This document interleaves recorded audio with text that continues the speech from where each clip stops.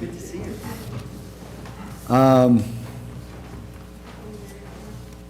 We're going to move through things hopefully quick. Appreciate everybody for coming. Glad everybody made it safely. Bill is going to start us off with opening prayer, and then I'll lead everybody in the Pledge of Allegiance.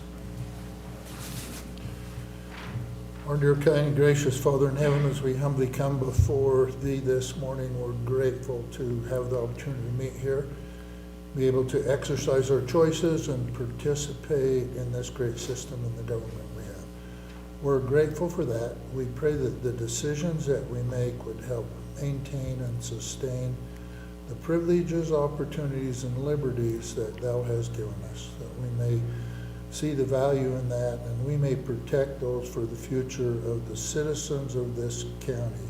We're grateful for those who is here participating. We pray that Thou would be with those that work and put effort forth in the county, employees and others, and we pray and ask for a blessing on their family. Father, as we go forth to deliberate and make choices about the decisions we have to, may we be mindful of Thee, and we ask that Thou would consider the blessing that's much needed for moisture in this state, and particularly also in this county, that in some way we may be blessed with rain and snow, that we could maintain those areas in our cities and our country that is necessary for our citizens to live and survive. We ask that those traveling here and those here, that when we go home, that all would be well. Help us today as we deliberate, that we may make good choices in those decisions as we receive information from many. Be with us always. Help us to respect our country, and we pray for all leaders in our state and in our country that they make good decisions with discernment. And we ask these favors and blessings in the name of Thy beloved Son, Jesus Christ. Amen. I pledge allegiance to the flag of the United States of America and to the republic for which it stands, one nation, under God, indivisible, with liberty and justice for all.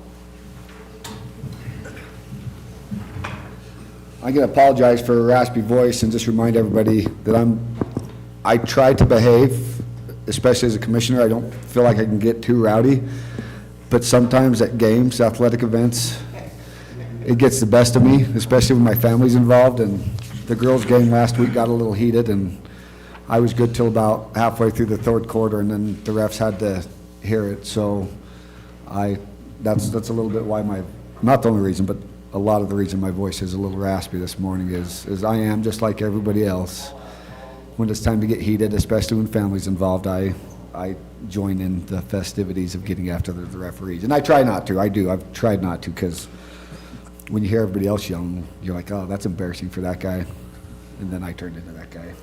So anyways, we got any notes on the minutes anybody want to change or approval? I've got a few changes. Okay, page 1, line 2. I think we need that as Commissioner Johnson instead of Warnick. Yes. And then on line 5, the second sentence says, Commissioner said the invocation. You probably should put Johnson in there also. And then on page 3, line 68, it says Board of Education. I think that should be equalization. And I think that might be all I saw. Let me hurry, flip through and, oh. Yeah, the rest of this is just my own notes. Okay? I don't know if anybody else has any. Thanks for reading through those. If there's no other change, then I would move that we accept the minutes approve the minutes of the 21st of July, or January 2025 with the corrections and additions. I'll second that motion. Having first and second, all in favor? Aye. Aye. Any follow-up items? Oh, I do, sorry. It's in the middle of Okay. a swallow there. We were talking about, and maybe we should do this later, if we need to move it down later, we can. Anyway, last time we were talking about giving Jim Giles a credit card, and I checked with Brandon Wingett on that, and he said the reason Jim needs one is not only is he an equipment operator, but he does quite a bit of mechanic work for him. And it'd be nice if he could order parts online and get them cheaper. So that's what that was all about. So sometime we might want to consider giving him a credit card. Did we not approve it last time? No. Okay, so you'll have to get it on the agenda. So we just had him as an equipment operator last time, so we didn't Okay. approve it. So I'll get that on the agenda for next time. Okay. 10:05, discussion and possible approval of an agreement with MLH Inc. and High Mark Development Corp. for the purchase, delivery, and installation of billboard for tourism.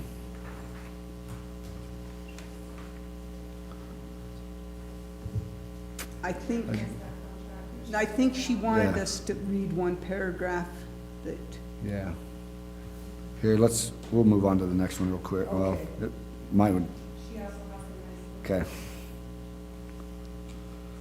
and a nice one, I gave them all of her. And she's got the tourism director out, side of her still.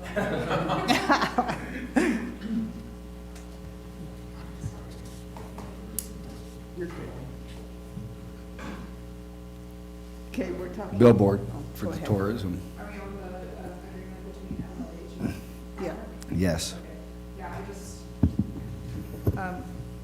wanted to note for the record that the changes from the original proposal are set forth in paragraph 5, and that just includes the change from the 20 millimeter to the 16 millimeter face, which was approximately $20,000, and then there was the additional wire logo that was included from the original proposal, which was additional $2,600.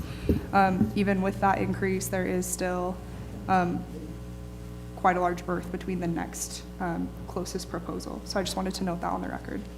Aside from that, I think it covers everything that needs to be covered for the county. Are there any questions about it for me? No, they were No. a lot cheaper than the next closest one. Okay.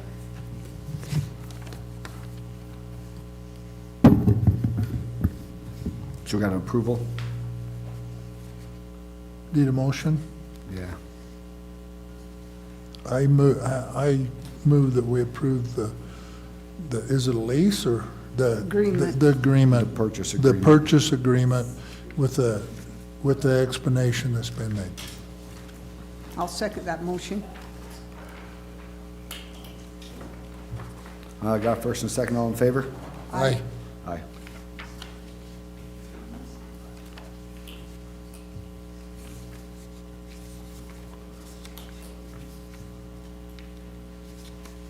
Signature's at the end of our document, right, Elise? I'm sorry, there's Right there. quite Just the one, right? the exhibit's quite long.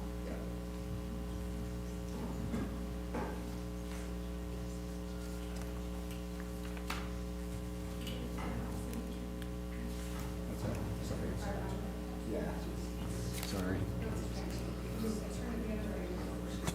Okay, discussion and possible approval of ground lease agreement with Fillmore City for billboard for tourism. This just lays out a 10-year term for $4,000 annually. And this is again for the tourism billboard. Is the billboard on their property?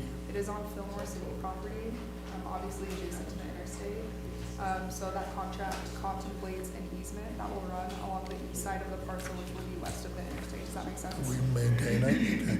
What was that? So that we can maintain it? Correct. Okay. Do you want me to sign this one, or do you want to print off a new one? This has Vicky's name on it. Oh, we can print out one. Okay. Any further discussion, or do you want me to make a motion? I got a question for Bonnie. So that $4,000, will that come out of tourism? Tourism budget? Okay, it won't come out of capital from ours, okay. No. We good? Yeah, I'm good. Go ahead, move on. Okay, son. I'll make a motion that we approve the ground lease agreement with Fillmore City for a billboard for tourism. A second. First and second, all in favor? Aye. Aye. Discussion of possible approval of Matt and Savannah Shaw Christmas concert contract. Rachel? Like it's printing. So Denton reviewed this contract. He wanted to note that it is your typical entertainment contract of adhesion, so there are certain terms that aren't usually open to be negotiated, but he felt they weren't so troublesome that the county commission should have heartburn over them. And then with it, we're being in coordination with the Millard County Art Council. So tourism will cover the deposit since we have the funds to cover the deposit. That's $12,500. And then once after the show, the county arts will refund us. So this concert's at the fairgrounds? No, it'll be at Delta High School. Oh, it's at the high school, okay. Yeah, it'll be our annual Christmas concert. Is it one night or is it? Yes, it'll be one night on December 3rd at 7 o'clock. Okay. And in the past, they've been really good concerts. And this one we got at the right time because Sony is actually signing them here in the next few weeks. And they said their prices are actually going to double starting in a few months, but we locked it in, so. Where are they from? What is They're the actually from cost? Salt Lake, They're from Salt Lake. yeah. What is the cost? Total cost is $25,000. That includes a full band, all the production. We will cover $12,500 for it for just now. Do they just do it in the auditorium or? Yep, Okay. Do you sell tickets? yes, we'll sell tickets. The tiered prices were $49, $39, and $29. Okay. Do we even sell enough tickets to cover that, or do we? So in the past, let's see, we've had the Jenny Oaks Baker concert, we had Gentry, and we had David Archuleta, and they all, almost, David Archuleta sold out, and we recouped all of that funds plus some, and then Gentry sold out, and then Jenny Oaks Baker was close to selling Do out. they break even or you? Most of the time, yes, we do break even. Because at least we break even. Okay. R6 advertised that for us, so we can get everybody else's money over here. We'll get it. Okay. Do we have approval? I make a motion to approve of Matt and Savannah Shaw Christmas concert contract. A second. Have a first and second, all in favor? Aye. Aye. Aye. Discussion and possible approval purchasing an enclosed trailer for tourism. So we talked about this, was it last time or 2 times ago? I think it was 2 times It's been a ago. while, so it was the first commission meeting in January. Yeah, so 2 commission meetings ago, we talked about this, and I was under the understanding it was more of a place to store it and keep it out of the weather. But further conversations with Rachel and Kevin was a need for the trailer based on having to replace windshields multiple times on our side-by-side because of rocks flying up and hitting it. Fenders have flown off were broken off a couple times driving down the road. So it's more of a need-based, if I'm correct. We spent $3,000 to $5,000 just on repairs from what would have protected this if we would have had an enclosed trailer. And they do some camping out there occasionally, doing some filming, and they want to use it as a kind of a camper trailer as well, place to stay inside from being outside, so.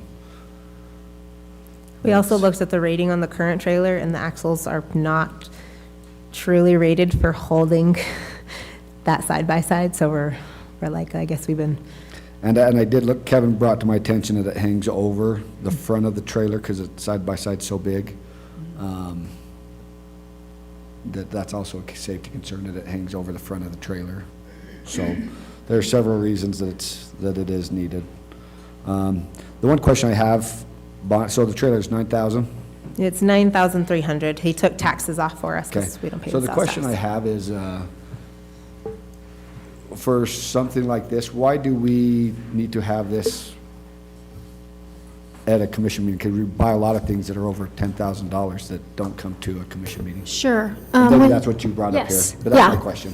Yeah, so because it's TRT funds, this is the code that outlines it. The legislative body has final say on the approval it describes in this code, 1731-5.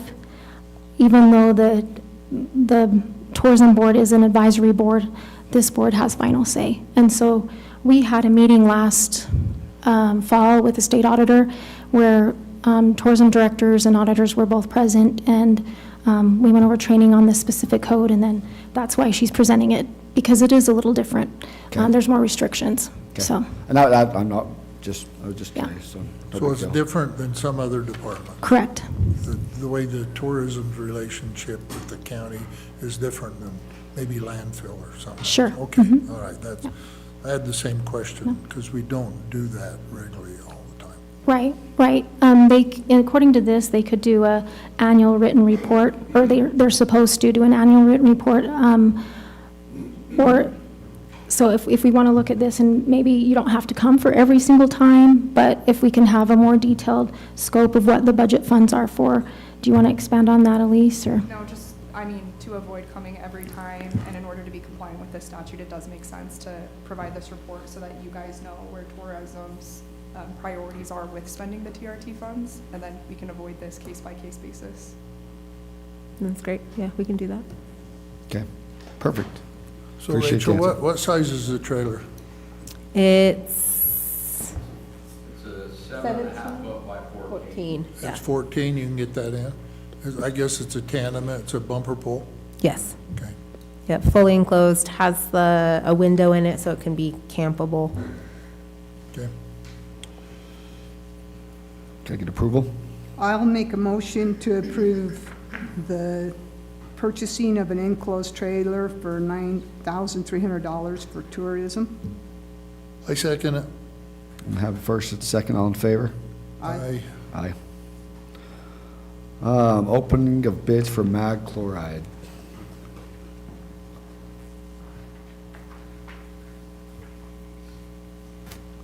Can we table that? Till next time or till later? Till later. Yep. Yep. Okay, the monthly financial review.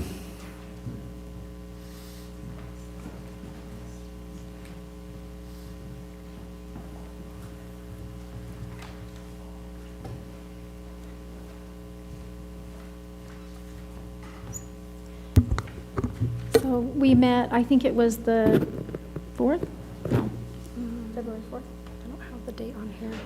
Today's February 4th. 24th. The 24th, that's what it January, was. sorry, Of 24th. January, we went with Commissioner Johnson, myself, and Treasurer Camp, and we went over all the December financials.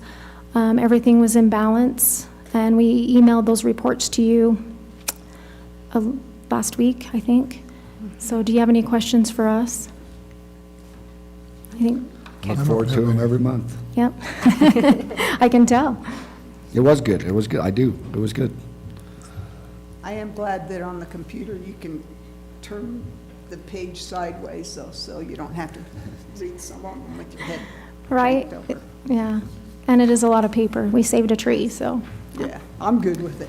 yep.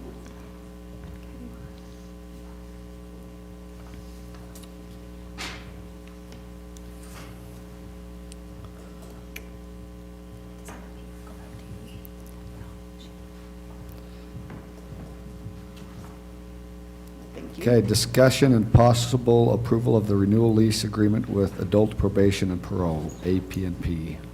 So AP&P leases an area of the public safety building. This lease agreement just renews it for an additional 5 years with 2 additional 5-year options. And the table is on the second page if you want to take a look. It's very straightforward. No, it's the same one. Which one am I signing? That one's fine. Is there any changes, Elise? No. Same as it's always been? Yeah. They actually increased their, Contribution? yeah, So how much is it total? It's about 6,000 annually. $6,324. They pay that annually? $9 per square foot. They pay it monthly, but in All total. right.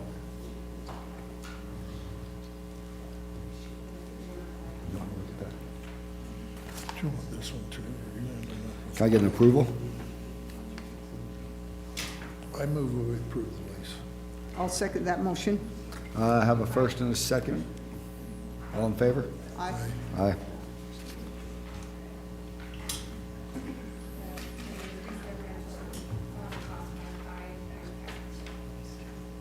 Well, that's nice. Get a little inflation in there. Okay. Discussion and possible approval of a letter terminating the employer contract agreement with Transamerica.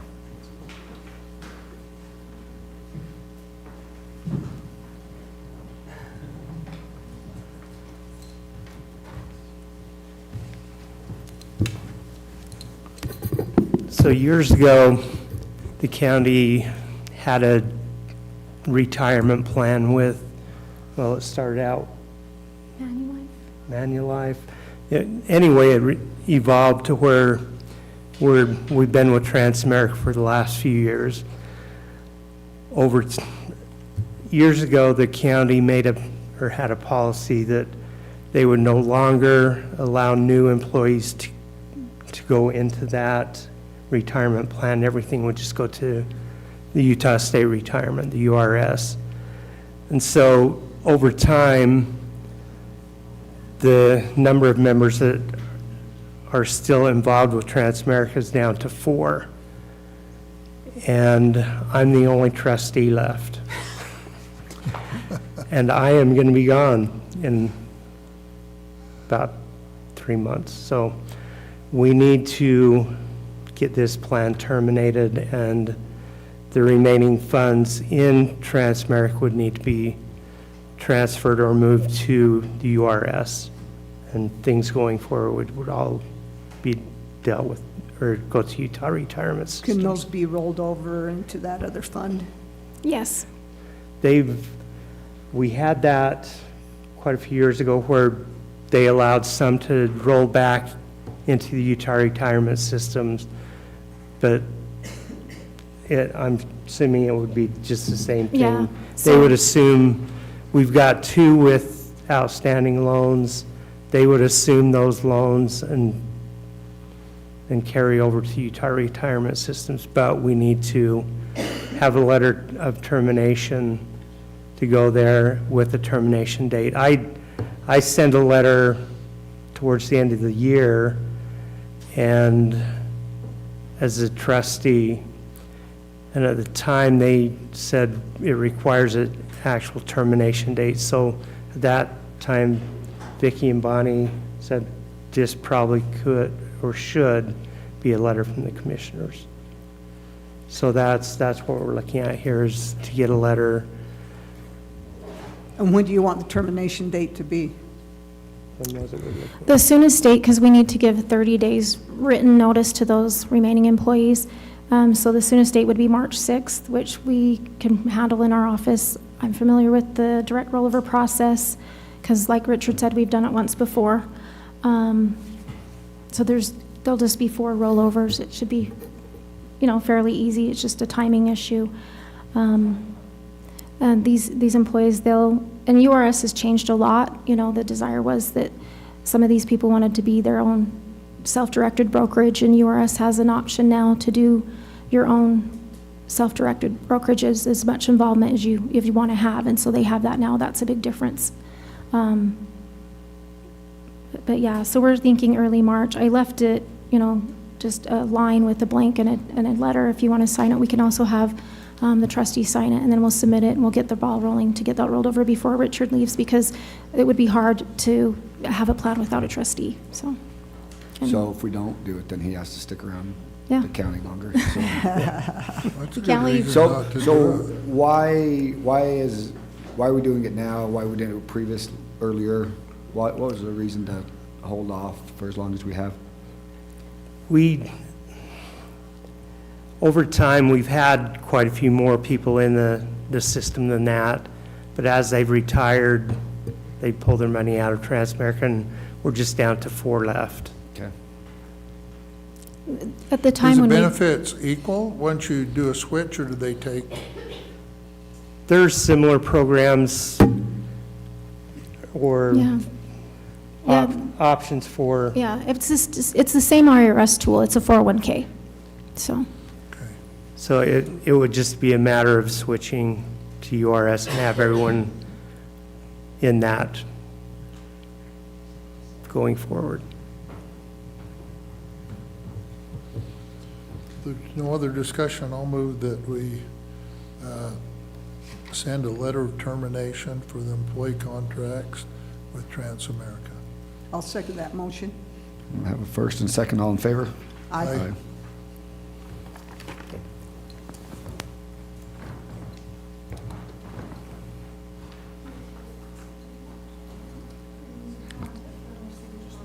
What's that? Oh, yeah, yep. Oh, you just told me what to do.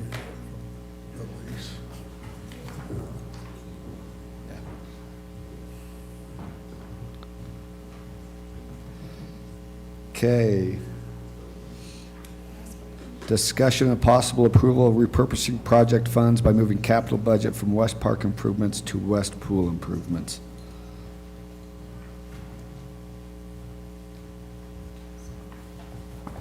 So I was contacted by Brooks. His West Park projects in capital have both been completed. Well, I shouldn't say completed. I don't know if it's actually completed, but the invoices, the exact amounts, and there's a little bit of surplus there. In the parks projects, he's short. One of the bids came in. He anticipated $25,000 for the reel that rolls the blanket in, and it was a little bit over that for the lowest bid. So we're asking, because it is capital funds, these are not operational budgets. These are, completely separate, set by the board on these projects. And it's a board decision to repurpose, taking up to $1,000 from the parks, because those projects are closed, right? And then moving that to the pool projects to finish out that blanket. So that surplus from the original anticipation, I guess? Yes. Yeah, okay. Will How much $1,000 is cover it? it? 1,000? Yeah, the bid was only over by about 500. Yeah. All right. There's no discussion. I'll move that we appropriate the funds, move capital funds from the West Park improvements to the West Pool improvements. I'll second that motion. I have a first and a second, all in favor? Aye. Aye. Thank you. Thank you. R6 Regional Council presentation discussion.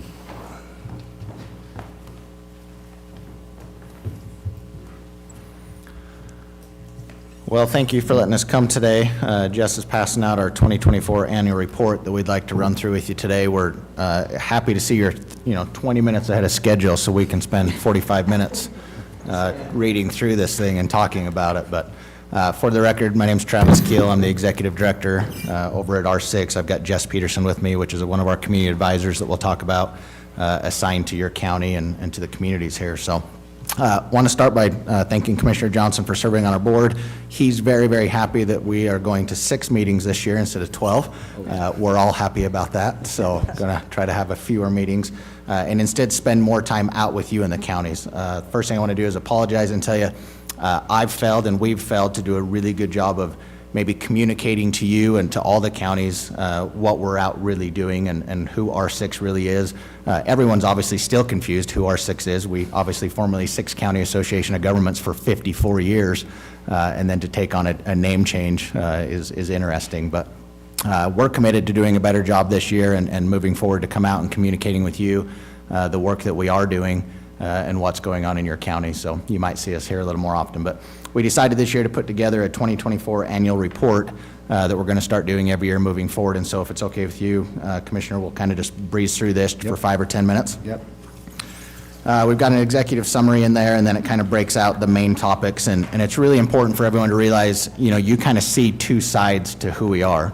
why we were really created in 1969 was to administer state and federal contracts, right? These are typically human service or social service type programs on a regional level. That's truly why we exist, and we still do that today and are very good at that.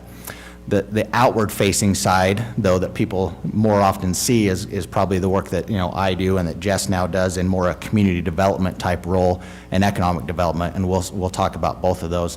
Our program side is the side that doesn't get talked about a lot, right? This is happening behind the scenes. It's happening in your county and throughout the six-county region, and maybe just doesn't get talked about as much. So if we flip to the next page, we kind of have a programs overview there. It surprises people at times to learn we currently are running 55 different state and federal programs, which is insane, to be quite honest with you. I mean, that is a lot. Those 55 programs, we have over 85 different revenue sources or funds that we have to track to administer those 55 programs, and it's a heavy lift. Through those 55 programs, we served over 5,000 people in 2024 throughout the region. On the page over, you can kind of just see we broke out a few of those. Obviously, we can't sit here today and probably any time and talk about all 55 of those programs, but we highlighted a few in housing services and aging services to just give you an idea of where these programs are working and some of the things that we're doing. And so we broke that down by county there, so you can go across the chart there and see exactly what was done in your county in 2024, and happy at any time to answer any questions if you see something on there. One thing we've done a really good job with in your county that I think you're aware of is the Crown program. These are single-family houses that are built. We actually have 5 under construction right now here on the north end of Fillmore, and then we rent them for 15 years. And we act as the landlord, which is great for Fillmore and great for the county, in that we obviously keep the home very, very nice. The yards are kept very nice. And then at year 15, we sell that home. Those homes are built with tax credit dollars with an investor member. And so it puts a nice single-family home in your community as an affordable rental and then as a long-term permanent home. And, you know, honestly, right now, about 40% of the Crown homes we're doing across the region are here in Millard County. And so we've got a great number of those going on over here. So why after 15 years do you decide to sell them? So it's in the tax law, so they're built with LIHTC tax credits, and there's a tax incentive to an investor member, which is usually a huge company like American Express or Chase Bank. They get a tax break by funding the project, but that tax break ends after year 15 and they have to exit.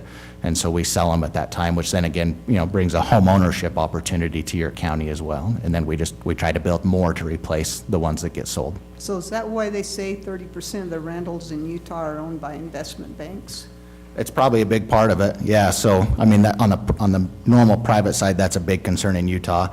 But any low to moderate income, not any, but 99% of low to moderate income rental units in the state of Utah are funded through a tax credit program, which is a win-win. It gives the money needed to build the units, whether they're here or on the Wasatch Front or wherever they are, and then the investor gets a tax break, right? So it creates the units. We love our situation here with you all. Is this a state tax credit? It's federal. Federal. Yep, it's a federal tax credit administered by the state through Utah Housing Corporation, who I think you're probably familiar with. So, you know, but here again, we're the managing member and the landlord, right? So, you know, if the city or the town or you all ever have an issue with what's going on, we're your contact, and, you know, we qualify the people to live in them, we maintain them, you know, we do all of that. We keep reserve funds to make the home really nice and do a good job. So Fillmore's loved them. We just sold 5 here in Fillmore about 2 years ago, and so that's why we've got the new ones being built right here on the north end of town right now. So, and we've had some over in Delta that are just about getting ready. They're getting sold next year. So we'll try to hopefully maybe do some more over that way. Other housing stuff, I mean, we do tons. Our weatherization program is very popular, where we're helping people make their home more energy efficient, right? Trying to lower their utility costs. We have the rental assistance programs, volunteer programs, Medicare, Medicaid, tax returns, case management. Again, there's 55 of these various programs that we're currently doing. The majority of our programs, just to make sure you're aware, are operated out of our Fillmore office. And so we've got a full-time employee here in Fillmore and a part-time employee that does 30 hours a week. And so your residents of Millard County don't drive to Richfield to participate in these programs. They come here to Fillmore to fill out their applications and do whatever they need to do. If they can't just do it online or over the phone, they come here to Fillmore. So we're happy to make sure you know that we do have people here locally for them to, and they travel around as well and go take care of your people, so. Real quick, Travis, like the tax returns, how does that, somebody just come in and, because I'm sure you don't have a tax specialist in the office, do you? Do you sub that out to somebody and R6 Correct. pays for it, or? Yeah, so we receive the funding, some of it is state, some of it's federal. So a couple of my staff, are they tax professionals? Maybe, maybe not, but yes, we do provide them the training, and we have volunteers, so then our volunteer service program finds the volunteers, trains them, and then there's state oversight to make sure everything's done right. But yes, then we go out into the counties and literally do tax returns for anybody that makes less than 80% of area median income or seniors.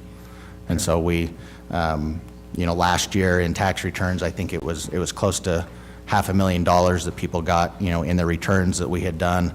You know, then on the Medicare side, we save people like $250,000, helping them subscribe to the right Medicare plans. That's something we do. So yeah, there is so much going on in the background that we have not done a good job, you know, informing you of what we're out doing. But yeah, there's lots going on. I think helping the seniors with tax returns is awesome, because that can be pretty confusing. It really is, yeah. That, and then the Medicare and Medicaid stuff, there's a lot of fraud in those. So we actually do fraud trainings as well. So, you know, if we wanted to put everything in this book we wanted to, it would be, you know, 100 pages long. But yeah, I mean, we've done so many fraud sessions and educational things here in your county and throughout all the counties. And again, we come here to do those, not requiring your folks to travel over to us. So how does the information get out to the seniors? Is it in the local paper? I haven't. It's mostly communicated through the senior centers, right? So as the seniors are coming there, and I'll just be honest, all of our programs are so popular, we don't advertise at all anywhere. We can't, because even, you know, the majority of our programs are oversubscribed, and we have waiting lists for a lot of these things, and so it's just word of mouth. People, gosh, just know about it and know what we do and kind of pass it along, but it is normally through that. If you have a way you would like us to advertise something, if you think getting it out in the paper would get more people involved or know about it, we'd be happy to do that. But, you know. Senior center's a great place to Yeah. do that. Yep, for sure, so. So Travis, you have on here aging services as one of your things you've chosen, but has not most of that responsibility been transferred to the county? So only in one program of aging services. So yeah, senior nutrition is literally only one of those 55 programs that we run that did ultimately get transferred over to the counties. As you all are aware, you know, a year and a half ago we had, gosh, I don't know, Commissioner Johnson, you could help me remember, but, you know, 4 or 5 different meetings, and all the commissioners were invited to attend, and we ultimately did make that decision to transfer that one program. And not even the program, we still actually do all the draw requests, we do all the reporting, we have, you know, we still have all of that side of it, but yes, you now own the employees, which I'll be honest with, they're super happy. So you took on that position of it and then work with us on that, but yeah, that's just one of the 55 programs. So in aging, right now we run 16 different programs, so we've got about 15 other ones that we do in aging services beyond the senior nutrition program. So, yeah, lots going on. If you flip that next page over again, I really wanted to give you a list of all 55 programs. Our website, obviously, we keep that up to date, and we encourage people to go there. Our website actually gets a ton of traffic. That's another way people hear about us, or they get directed to our website. But here's just another little charter graph of, you know, just some of our more popular programs. Again, not a comprehensive list. So, yeah, lots. I mean, honestly, you know, we're 40 employees strong right now. 31 of those are running programs, right? That's really, again, why we were created in 1969, was to do that type of a work, and that's a big part of our budget, right, is running all of those various programs. And then you've got about 9 or 10 of us that really maybe spend more time on community development, which I'll move into next, unless you've got some additional questions on programs. Yeah, you know, Ag Park 3 or 4 years ago was a high profile. Seems like it's fell off the radar. Again, Because we don't have no water, or? actually, the water was the easy part. And again, I apologize. That's my fault for not coming and reporting more And to you you. could have been, but I just haven't seen nothing. And I can take some of the responsibility for that, but at the same time, we've tried to keep it a little bit more down low, because it caused problems at the first, with everybody knowing what we were trying to do. It's been a Really hurt. slippery So slope, is yeah. that saying we're not gonna get it done, or? No, we actually own the water.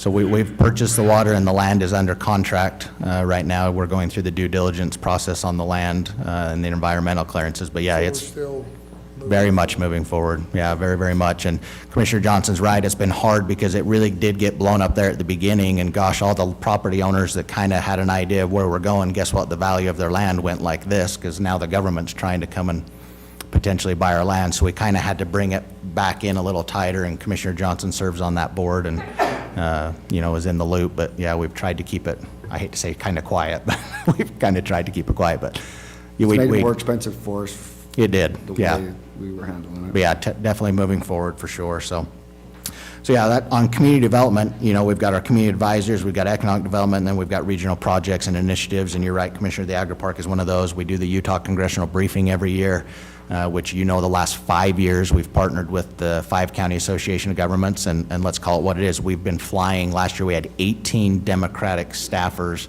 from DC here with us on the ground. These are hand-picked individuals by our Utah delegation that they're working with on potential legislation in DC, and we do a 3-day event driving them around the state, educating them on all things public lands and natural resources.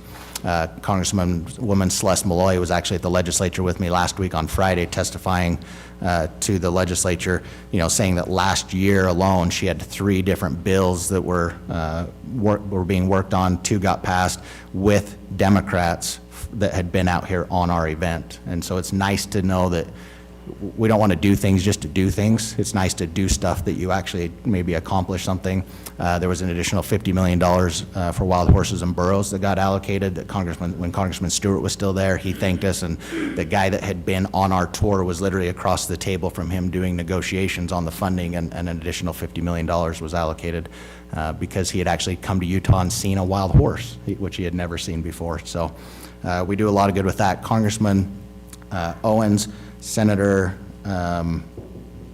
Curtis, and Congresswoman Malloy this year have all committed to bring members of Congress out this year in August. They want to bring 10, which would be incredible. And so we're working this year to bring 10 members of Congress That's out. members, not staff. Members of Congress out in August to go on this event. So we've coordinated with the governor's office to borrow a couple airplanes, and it'll be a big deal for sure. But so stuff like that we love to do. We've got our R6 Regional Girls Summit that we do every year in May that, some of you have been to, and your communities all come to, where we do all the training there at the college on land use and some of those things. We really try to be proactive in what we're doing.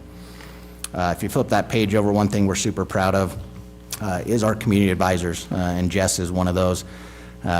You all remember for a long time over at our agency, we only ever had like one planner, right? One person that was trying to help 49 communities with planning or administrative work.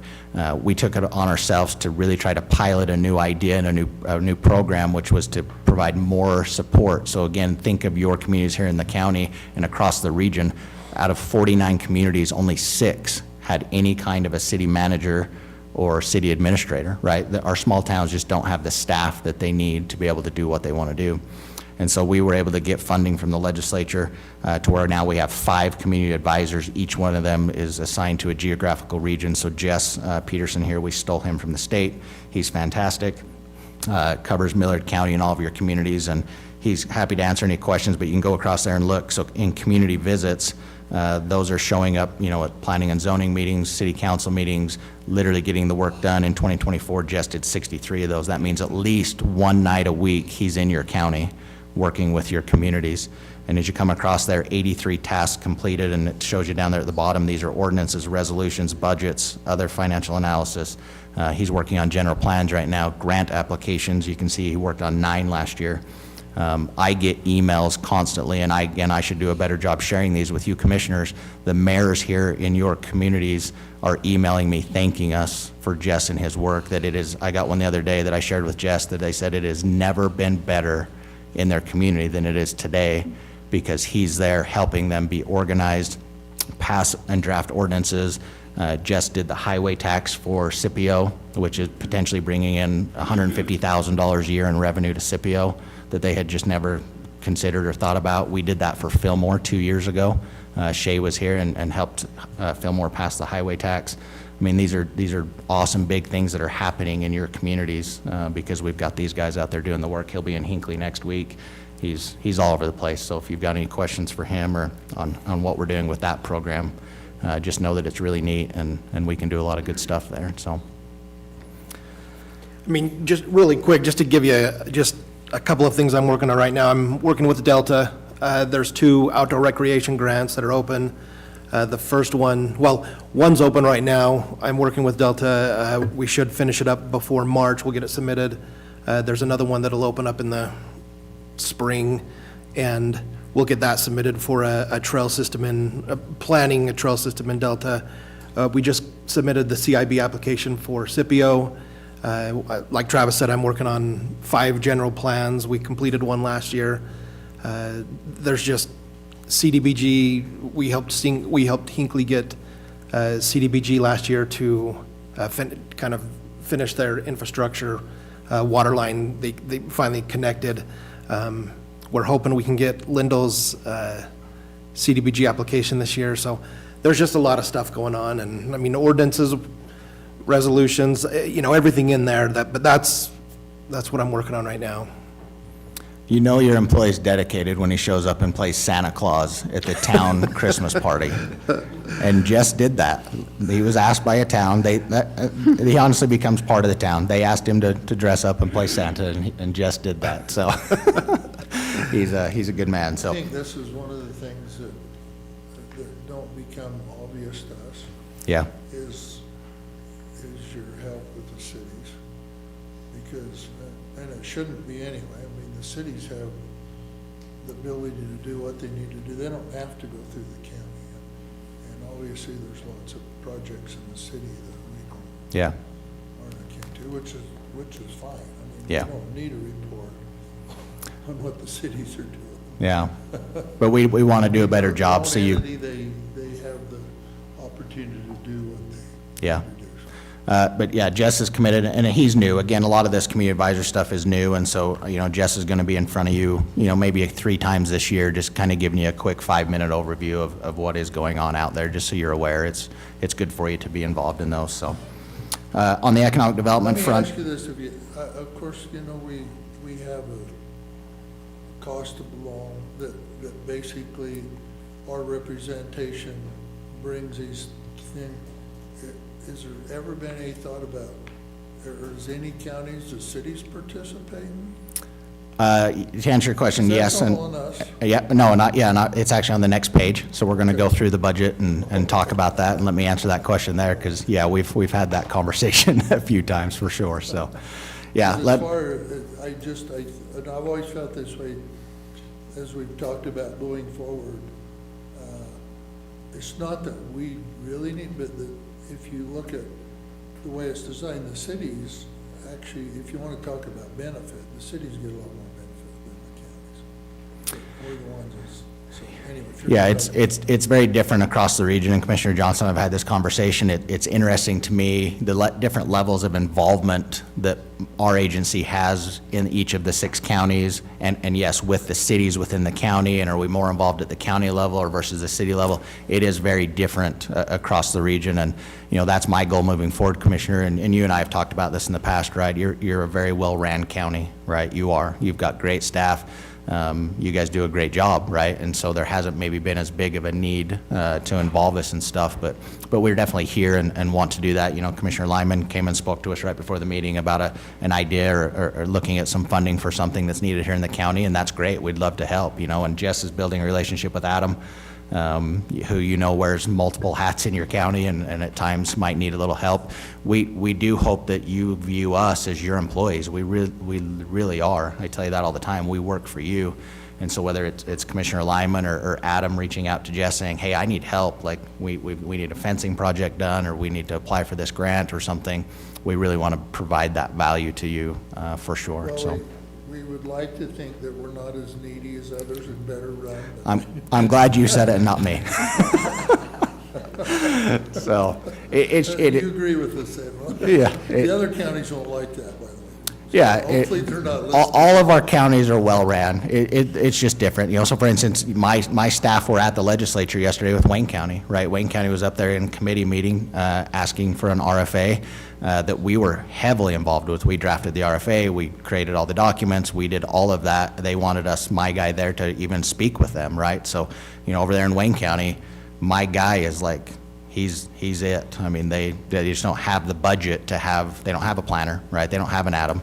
And so my guy has to fulfill that role for them. So yes, it's very different. So, revolving loan fund, again, one a lot of people don't know about, we do have a revolving loan fund where we give loans out, straight loans to businesses to help them either expand or create more jobs. We currently have 2 of those in Millard County, which we actually had more. A couple of them just got paid back. But we have $198,000 out in loans in your county right now. And then just in general economic development assistance, Abby helped with 9 grant applications in your county and brought in $786,000 through economic development grants in your county in 2024. So excited to see that out happening as well, and she's great. So. Budget and finances. So yeah, if you flip over to that next page, people often sometimes wonder where does our money come from and what do we do? So our annual budget 5 years ago was $3 million. Today it's $10 million in 2024. About half of that is state and about half of it is federal. 3% of that is county funds. So we are proud of that. We very, very much appreciate the funds from the counties. We don't exist if we don't receive the funds from the counties. County contributions total in a year is $312,000. And you can see a breakdown there of how much comes from each county, and that's literally just split out by population is how that's done. But right now, again, it's the value, $1, every $1 from the counties, we leverage $35 in state and federal funds, right? So for $312,000 from the counties, we bring $10 million of value into the region, which we're very, very proud of. To Commissioner Wright, you know, have we talked about billing the cities? 100%. That's come up 50 times in my career. And every time it has, it obviously goes to the executive board, and our board gets to make that decision. And they've always said right now they just want to leave it, you know, to the counties to try to cover those. You know, so yes, Millard County is almost $51,000 this year for all of these services, right? And so it is a burden on the county for sure. We hope you're seeing value in it. You know, when we, you know, brought in $750,000 in grants, or if we're able to do these other things for you, we hope there's value there. I mean, if there's not, then we're honestly just not doing our job or not doing it very well. So we're happy to have that conversation again, and Commissioner Johnson can bring that to the board, and you're all welcome to come to the meetings anytime you'd like, and we'd be happy to have that conversation. Commissioner Wright, you and I have talked a little bit about that, in that, you know, Fillmore really wanted to participate in our economic development work, and so we do have a contract with Fillmore right now for Abby to do economic development for them, and they were happy to jump in and do that. So we're definitely happy to have that conversation anytime. So. Well, we wouldn't want to do anything that precluded them from making their choice to be Right. involved or not. Yep. Yeah, we agree. So. They get that opportunity to do that. And the Yeah. county, we wouldn't want to do anything that would preclude them from participating at whatever level they want. Yeah, yep, for sure. So, and then the last page there, I'll just be honest, we needed another page to print this thing, so we just reminded everybody that in 2024 we made the big switch from 6-county association of governments, which was just a mouthful to say, as well as everybody confused us with the 5-county association of governments and the 7-county infrastructure coalition.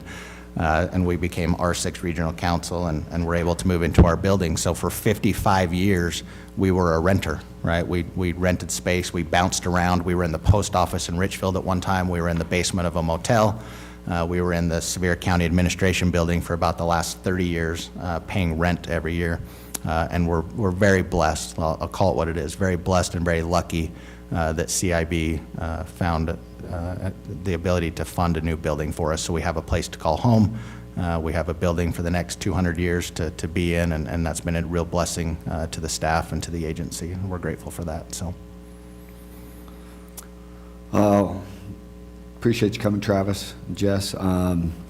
Travis and I have had several conversations at the start of this year about how we want to get better connected, to utilize their services to improve certain things in the county, and this is one of his steps, and hopefully us as a county can make steps that we can utilize it, because we probably are one of the few counties that don't use the services as much, where our cities are using it. We may be the only one that's that way, where cities are using it, the county is not. So Travis and I have kind of made a commitment to each other to work together, and with Jess to make it so we can get more done together. So we appreciate Travis for coming. Yeah, thank you. Appreciate all of you. Yep, thank you. Thank you. And you kept us, we're still ahead of schedule. My goal was to be done, all my commission meetings were gonna be done ahead of schedule, so. And if you would've went fast, we would've missed Mrs. Collister, because she didn't show up, came late when she was supposed to.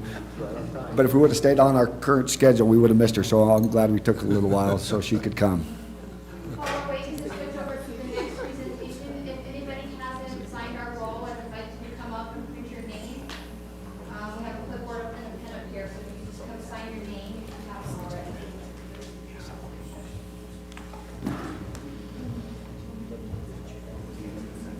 Yeah, let's do the documents. Yeah. Well, is everybody here that needs to be here for you guys? Yeah, we'll get started, if that's okay. We'll keep you ahead of schedule. We will. Then I have to worry about Bonnie getting us behind schedule. All right. Okay, so we got the presentation from the Snow College Technical Education and Workforce Development Team. Well, thank you for allowing us to come and be part of this. It was a little over 2.5 years ago when President McKiff was here and kind of made the rounds about what was happening at Snow College and wanted to connect with the commissioners and our public that we serve. So here we are, just to give you a report and what's happening and what's in the future. So what you have in the handout there is a booklet of just our Snow College resources. It has information to connect into the technical education side as well as the academic. The majority of that book happens to represent our technical education programs and what we offer.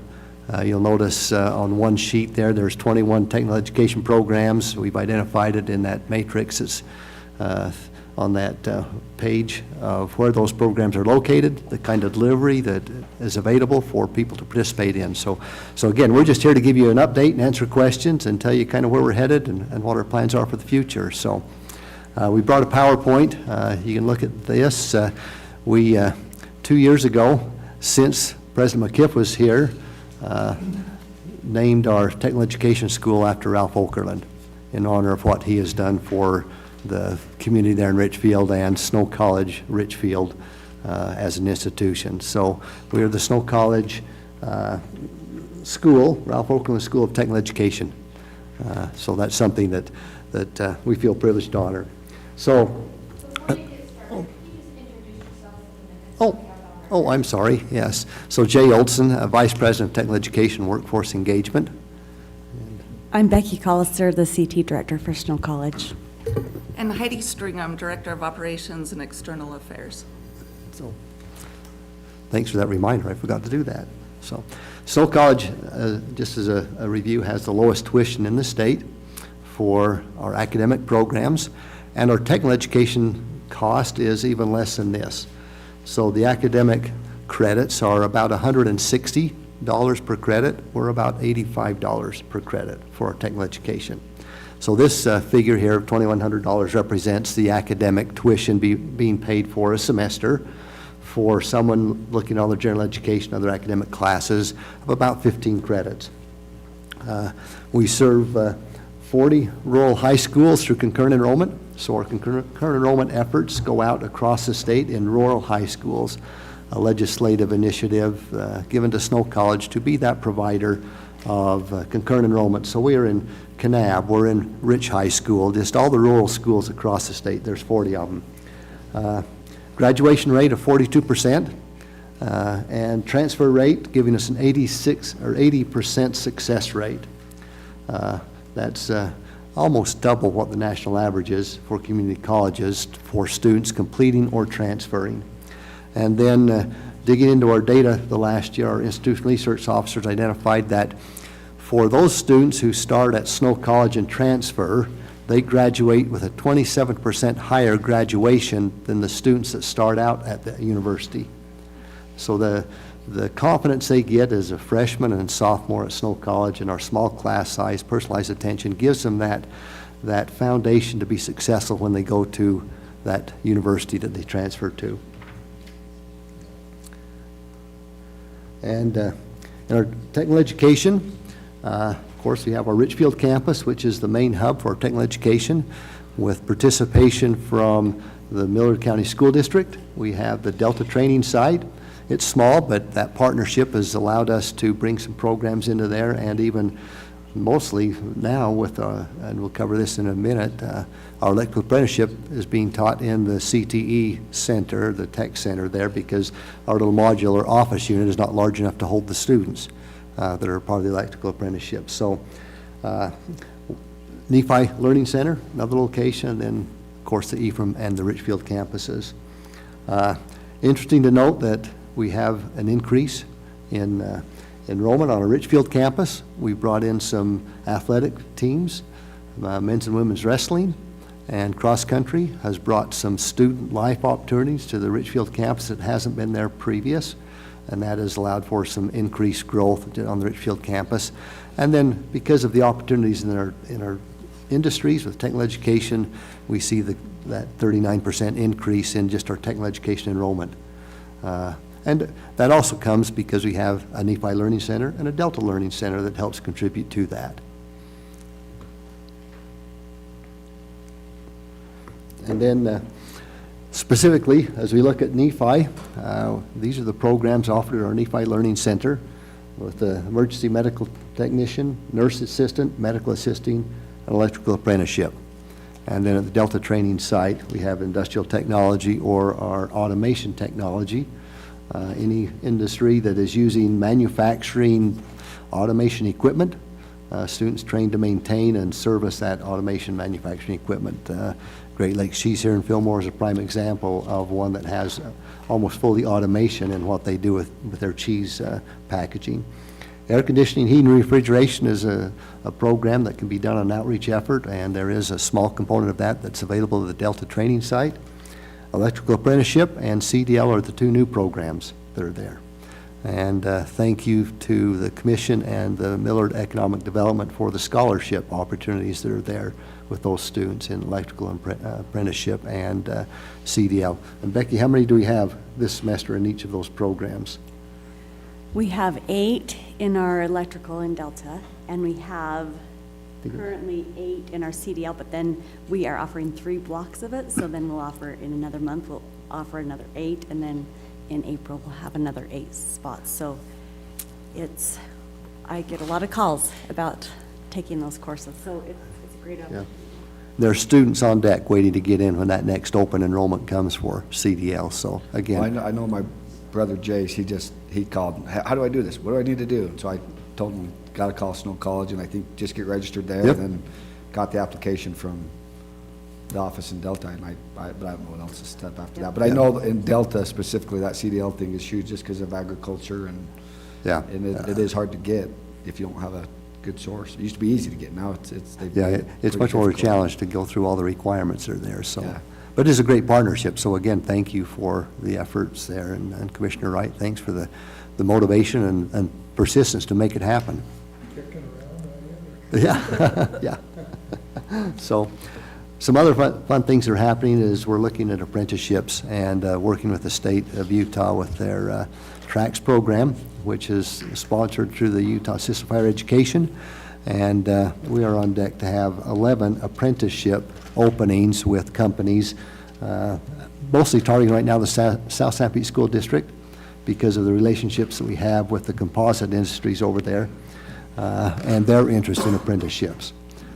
Conversations have happened and will continue to happen with Great Lakes Cheese and even others in the Delta area that are interested in apprenticeships. So meetings have been held there with Becky. We've had the meetings. So there's interest in expanding that. It's new to us to get into it, and the state has a lot of pieces in place to help that apprenticeship model be successful with high schools into industry connected to Snow College for a certificate. So we're taking it just a little bit slow and learn as we go, but those opportunities are there and developing more of those for students.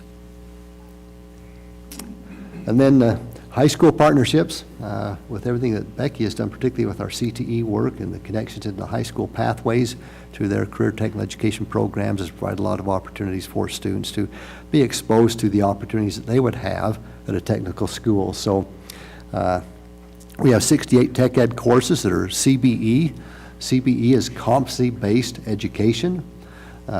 So it's not sitting in a classroom for 3 hours a day, 3 days a week, or 3 times a week for an hour a day, whatever that looks like to get seat time. It's completing a competency and moving on to the next unit. And so you think of a typical college class where you would sit in a lecture and you would hear the professor, the instructor give you the information. Well, all that is given online for the students to learn at their own pace, schedule time to come in, and then do the assessments on a regular basis to move through at their own pace. And for the students that are motivated and committed to do things, it doesn't hold them back. They are able to move through very quickly and accumulate a lot of credits and even certificates, more than one a year if they're motivated. So that CBE is a great opportunity for meeting students where they're at, and for a non-traditional student that has other things happening in their life, it's a great opportunity for them to have a chance to get a skill, credits toward, end up as an engineering major at SUU, and welding, composites, and machining certificates have built a base of understanding what has to happen from now an engineer's perspective as they create those kinds of things. So he could do quite a bit of that online? He did it online as that competency-based model. So the time he spent, he was able to complete his Associate of Science and his technical education credits in 3 certificates. I think it's worthy to note that also our instructors at the college level are working with our high school teachers. So a student, let's say in welding, they can pass off skills with Kirk Willoughby, who has the skill base that the instructor approves of. So the student is not traveling to Richfield as much, so maybe 3 times a semester. Yep. So we're connecting our high school teachers with our instructors to build those CPE courses out so students can advance in their learning and opportunities. So. And then to really provide an opportunity for students to know what is available to them. For the last couple of years, we have been hosting technical education days at our Richfield campus and have brought in 527 students to the Richfield campus for about a half-a-day activities to spend 30 to 45 minutes in one of the departments working on a project, learning what machining or composites is all about, and having industry partners there to talk to those students about the kind of careers these certificates will lead towards right here in our own communities with those industry partners that are part of our advisory committees. And then technical education scholarships, because the state of Utah is putting money and emphasis into technical education. We have a fairly robust technical education certificate budget, or technical education budget. So we recognized 133 students last year from our local high schools with $500 to $1,000 scholarships towards technical education. Now, those are certificates they have to redeem upon enrollment. So we ended up with about 40 of those that have enrolled and used those scholarships. But again, it's an opportunity for students who may not have an opportunity to get an academic scholarship, because we know that our technical education students are the kind of hands-on learners. They may not always be the honor roll, that are going after the academic kind of scholarship. So we're excited about that opportunity to continue that availability of money towards technical trainings. And then our snowmobile, we've talked about, you've probably seen this around, we've talked about it in a number of places, but this has been new in the last 2.5 years, an opportunity for promoting Snow College technical education in our rural communities. They've made numerous visits. They're averaging, we've had it going about 14 months now, and they are averaging at least 1 visit a week, if not more, into a career day, into a city or a county resource day as a presenter, and have introduced over 4,000 middle school, high school students to the technical trades and what Snow College could do. This also includes an emphasis on STEM, so the science, technology, engineering, and math. And there's activities and projects that this isn't just come look and read something. but this is to get your hands on something, do something. So even elementary school students are doing things that are connected to these technical trades. As an introduction to this is what it is to be a welder. We have virtual welding simulators, or just goggles.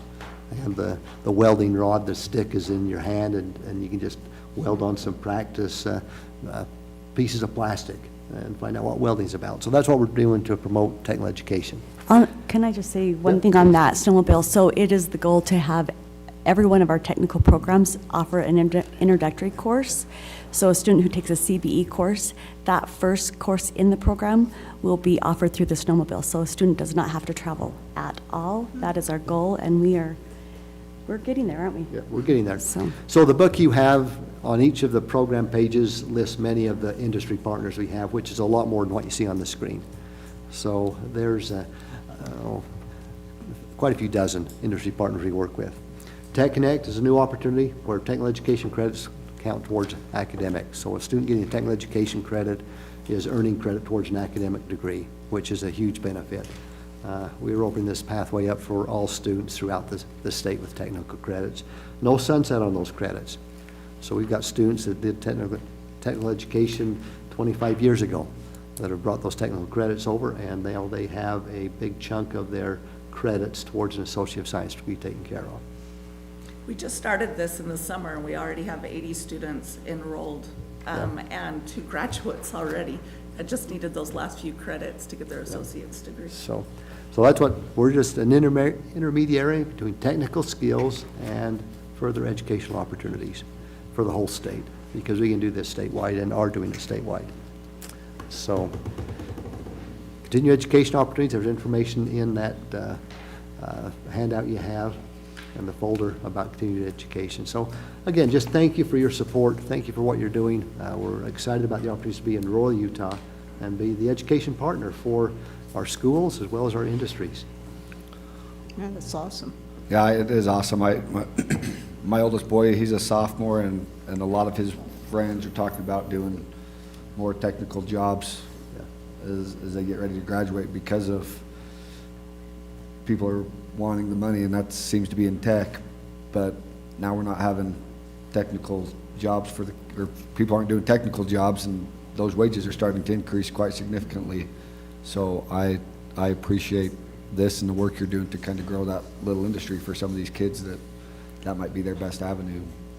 Well, and our public partners, industry, education, government officials, you're our best promoter of what these are. So we hope we've given you enough information in that set of handouts that you can know what to say when people are asking about what can be done, what opportunities are there. So thank you. I just have a couple comments. Being involved with education and the legislature for 40 years and other stuff, it's, I guess, rewarding for you and rewarding for me to see how we've moved the emphasis in dollars and cents from a degree program to a technology program and skills program. That's the shift has taken a long time, but it's been dramatic. I mean, if you would have talked about this like 30 or 40 years ago, it's like you was talking to somebody from Mars. Higher education could never have imagined that we could do this. You've been there. But, you know, and let me, I think a couple things has been really, not only besides what they're doing over there, which is in a region, but a couple things Jay and partners have been really beneficial to our county is these programs have become available, and you've mentioned the graduation rates and everything, but one of the things in working, they have been very willing to work with our Economic Development Committee and MEDA Committee. One of the things that we've tried to do with a couple programs is, even though these programs are least expensive and successful, if you leave home or drive from Delta to Richfield every day, or if you leave home and have to go over there and get an apartment, it's an added expense, probably maybe double or more what the actual cost of the education is. So let me tell you the real plus, the tools and the skills they can bring here phenomenal, the savings for someone that wants to participate. Now, some of you's probably got kids that want to leave, and that's probably all right. Just want to get away from mom and dad, and they learn a lot by doing that, but not everybody has that ability. So you think of the savings of these programs, and they can offer them here in Delta. Yep.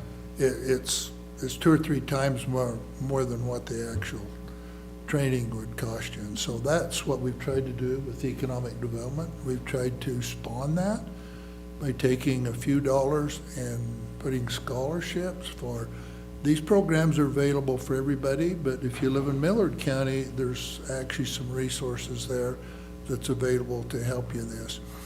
And if you're in a situation you can't travel, lots of times we have young people that's married, and they can't pick up and go, they have another job. So if they can't travel, they can stay here. They already a situation with housing that they don't have to pay for housing and travel. This is a real benefit for someone that wants to take advantage of these skills things. And I call Jay often, and sometimes they can't do what we really need because he has people that's a boss over him, and they're telling him, no, you can't do what Bill Wright wants. But anyway, they've been very receptive to working with us on programs and trying to get programs that fit what we're doing. I think another thing they've done that they haven't done in education before is they've reached out to many of the companies we've had, and you see in this all their partners. Without those partners, these programs couldn't happen. And so also, thanks to the partners that's willing to put effort and money in your programs and help. So that's really a big help to us. And we have a lot of good partners here in this county that can help do that. So thank you. Well, thanks for that partnership, and that's a story we want to tell and spread it. We're going to be at the Capitol tomorrow, snow day on the Hill, and I think some of you may be there because it's County Commission Day also, but come look us up and help spread the story as we have the opportunity to talk to people there on the Hill tomorrow. And I think it's probably spawned, anyway, I've heard a lot. I haven't seen the depth about legislatures. One of their goals, one of their top goals is to reconstruct higher education. And assuming programs like this is going to benefit from theoretically where we're going to put the dollars. Yep. And so it's becoming pretty obvious to everybody now where these dollars need to go. And I assume that programs like this and your Snow will probably benefit from the reconstruction. I don't know, but I assume that. Well, on the academic side, we'll have to go through the reallocation. On the tech ed side, there's probably going to be some benefit there because we are hitting those high demand, high yield kinds of things that the state needs throughout all of our manufacturing industry and our economy. Thank you. Okay, thank you. Thank you very much. Thank you. Adam, is Fred here? Okay. Bonnie, let's go to the opening of bids for mag chloride. Should have brought it.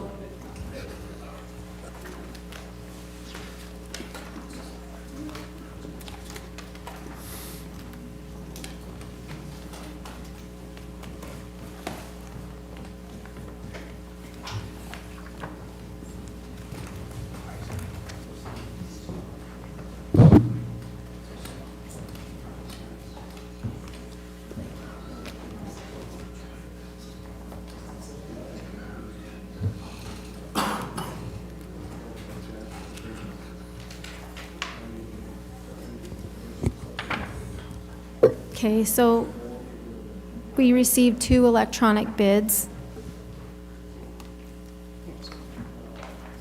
The first one is from Road Solutions. It's the 2-page. How many we got, Bonnie? 2. Just 2? Okay.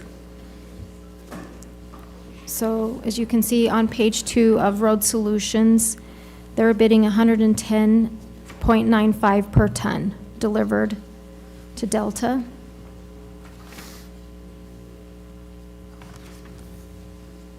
Where's that at on 2? Yeah, there's only 2 pages. That's the Road Solutions. Okay.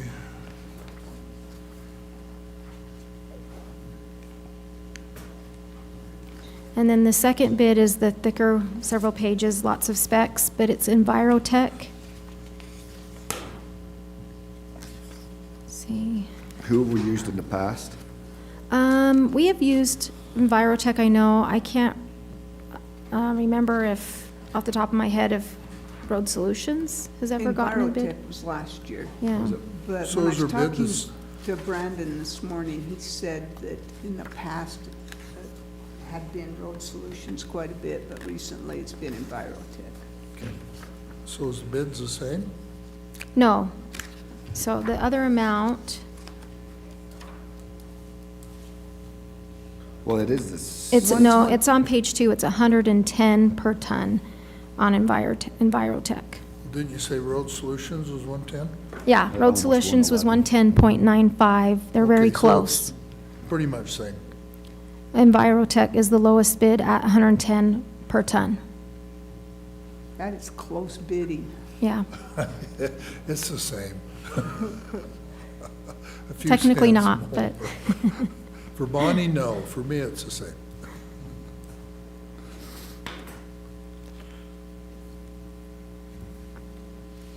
So I think 3 or 4 years ago, we was paying $70.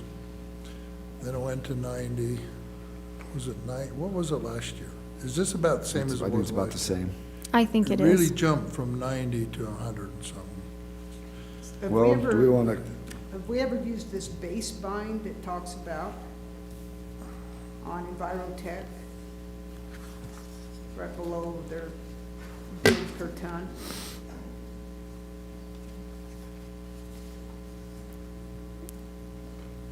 Not that I'm aware of. Oh, that's an alternate bid, so that must just be something they just put on the road that's a lot cheaper.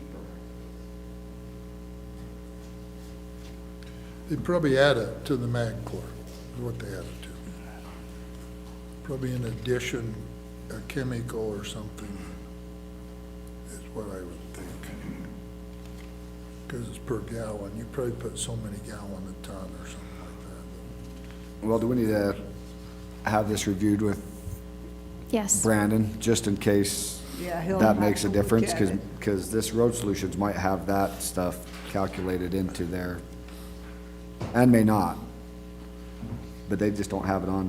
that. Yeah, it could be an additive they have in there. Yeah, they could be adding that extra $7 into theirs. But the thing that's gonna make it different with the road is how responsive they are to delivering it when we need it and stuff like that. And that's what's happened before, sometimes in years past. We needed it and they didn't get it to us and stuff like that. But Brandon's gonna have to give us at least a heads up on his relationship and what company he wants to work with. And I think the do you bid's want- close enough. Vicky, do you want to talk to him Yep, about I these two will. bids, and we'll put it on the agenda for approving? Next time. Is that okay, Bonnie? Yeah, we just need a motion to accept these bids. Okay. Can I get a motion? I would move that we accept the bids for the MagCore from the two companies, Road Solutions and Envirotech. I'll second that motion. I have first and second, all in favor? Aye. Aye. Okay. Public input. I guess, Mr. Zimmerman, you want to, Yeah, that'd be great. assume you got something you want to say?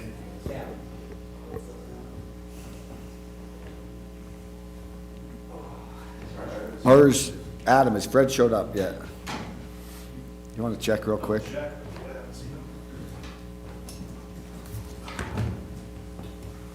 Sorry about that. I was complimenting them on their presentation and connecting. I love the skilled labor force. You like what they're doing, yeah? Yeah, we were just chatting. They all gave me their cards. This is fun.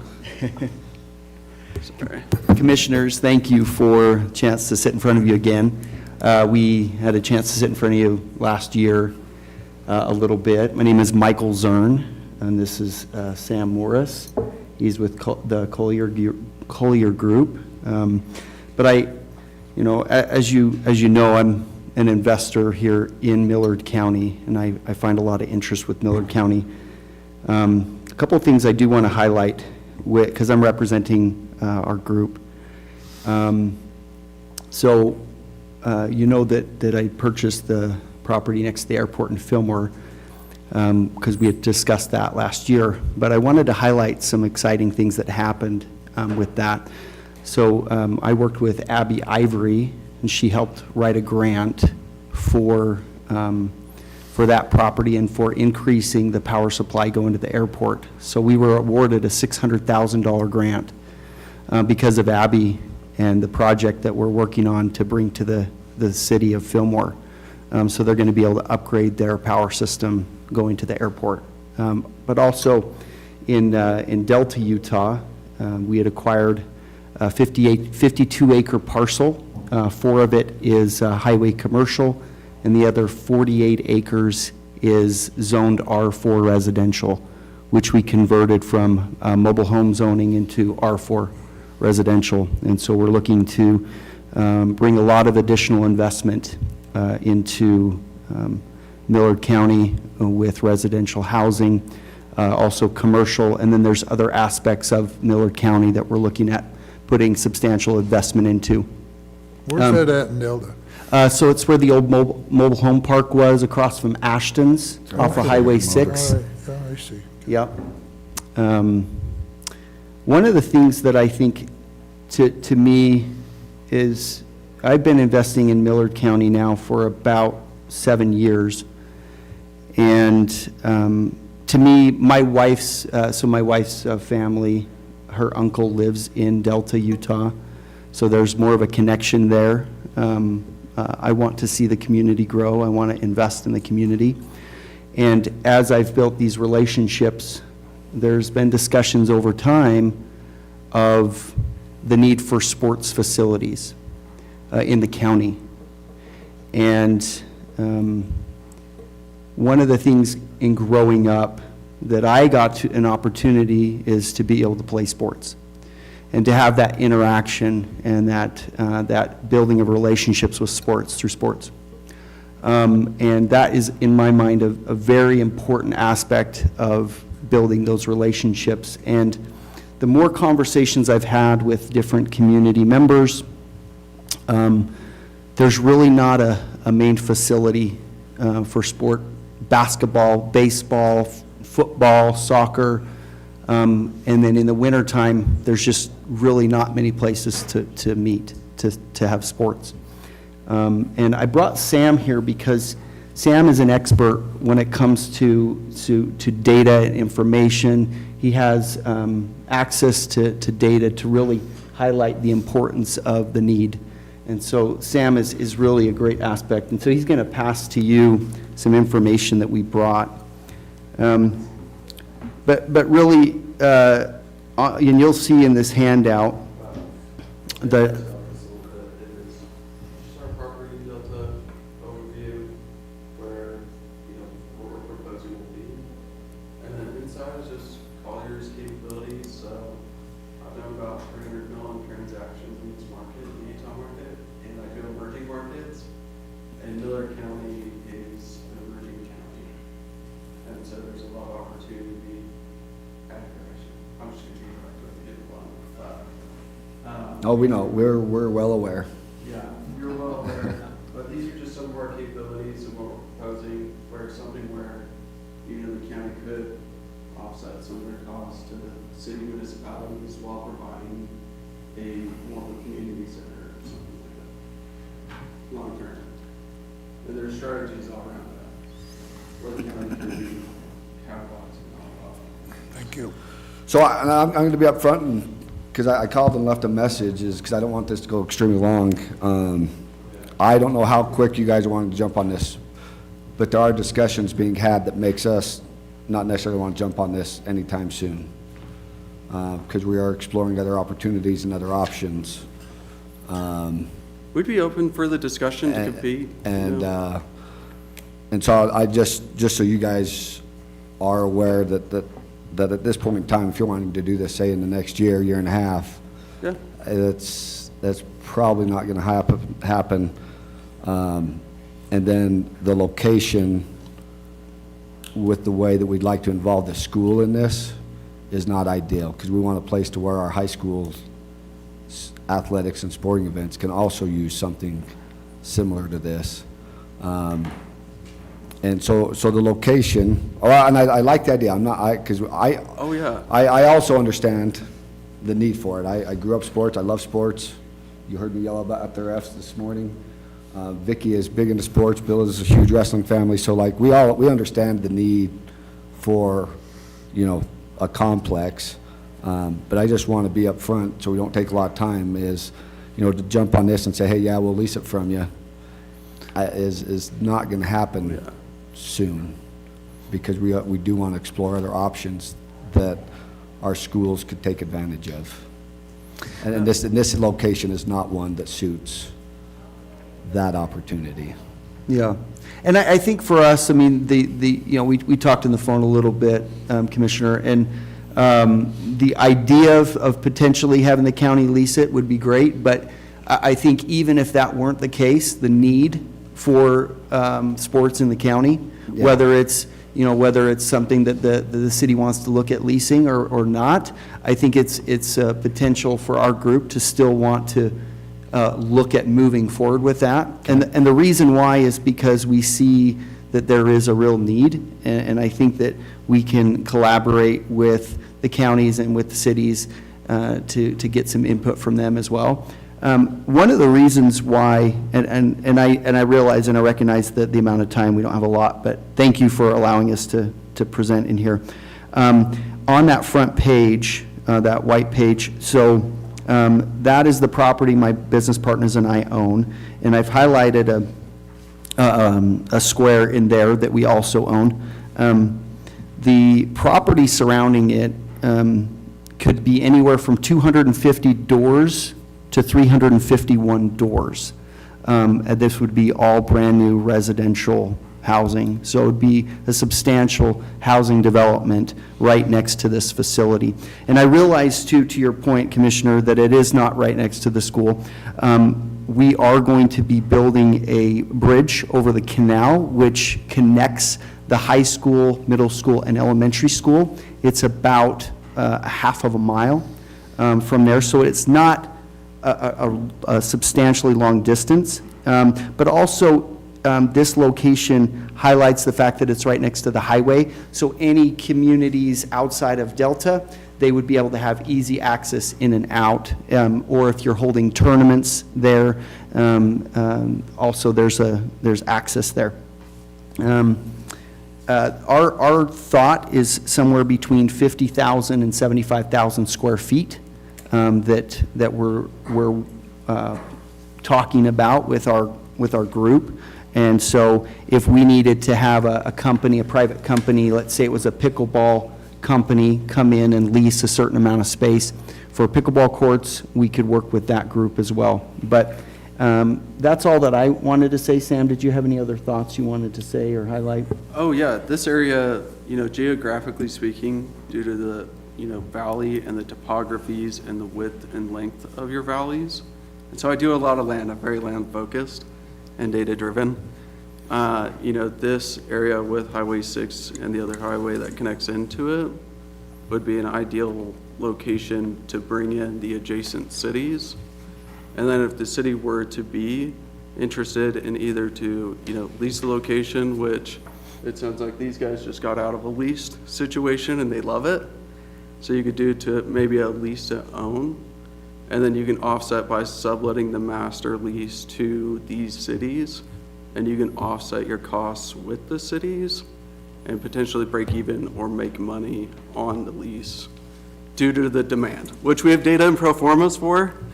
And it's a lot of information I just said right there, but we do have pro formas and a bunch of comprehensive market studies. And so we did this for another client, which our information's in there for. And we relocated 1,990 employees, which you could say students, into a single location after reviewing 20 different locations for the ideal retention and, student retainment or optimization for a site. So it's really interesting. We can take, just addresses from your entire student population and do a scatter map, all confidential, and show you where all of your students are and all of your ideal demographic is. and then on a heat map show where your ideal locations would be for like projected and optimal growth. And this is one of them. Long story long, but I'm not the best at these, but this is a great location for it, and all those studies and whatnot in there are just examples of, what we can do for you. But this is a great location for it, and it achieves all of those. And then the ideal commercial growth area of this area with the two highways that connect, and Highway 6 is, you can make a lot of money as a county, like tax-wise. Well, and that's, when I think of, a rec center and activity center, it is a place where I would, and I think Fillmore is even better situated than, say, Delta is to take advantage of tourism through, youth athletics. Being right here along the freeway, you're halfway between Fillmore or not Fillmore, St. George and Salt Lake. There's potential for a lot of tax revenue just based on bringing in activities every weekend or during the week or all summer long type thing. And I do think Delta is a good place to do that, just because it's a little bit bigger, I don't know if it has any more amenities anymore, it used to, but Fillmore's probably better suited than that. But, so I think we recognize the need and the benefit of potentially, having something like this in our communities. Yeah, I appreciate that. I really appreciate you considering that, because in two is all the commercial product types in these areas are 0%, which suggests a high volume of growth as well for you guys to capitalize on. But yeah.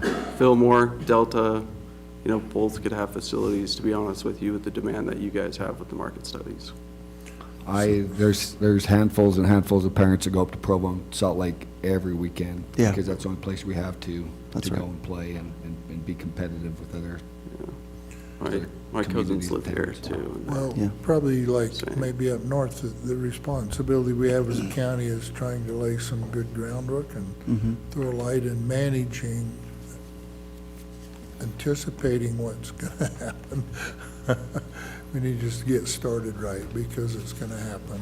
That's right. And we need to at least get some formulas to manage our growth in an appropriate way, so we don't end up in a hole someday.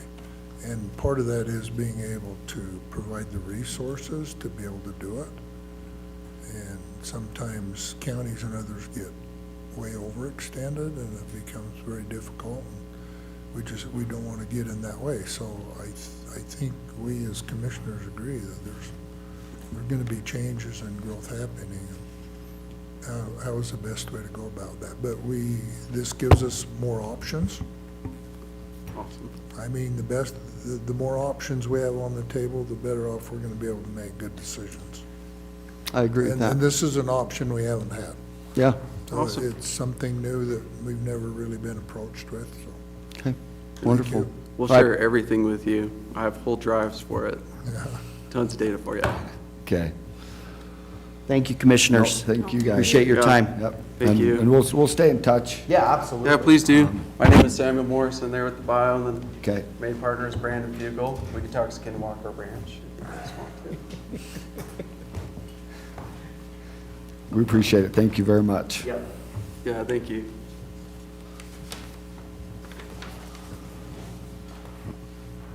Any other business?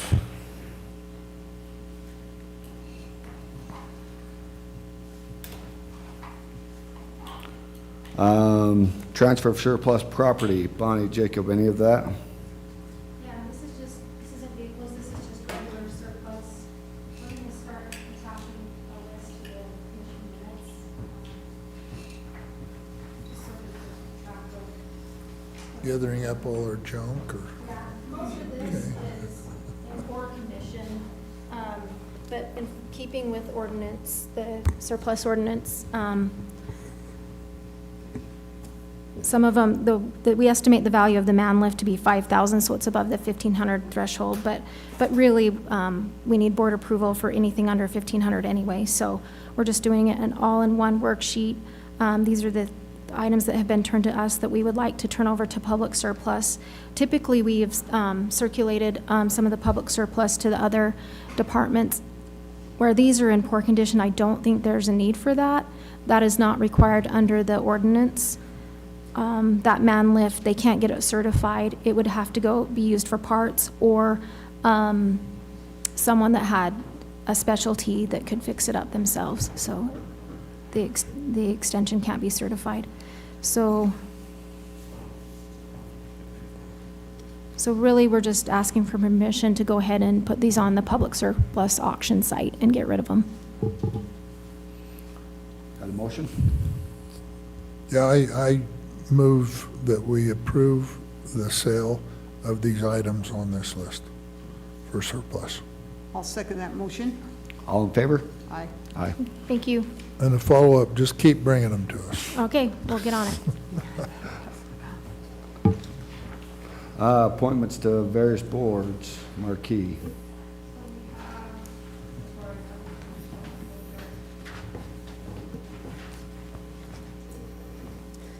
Okay, I'm Rachel West with Tourism.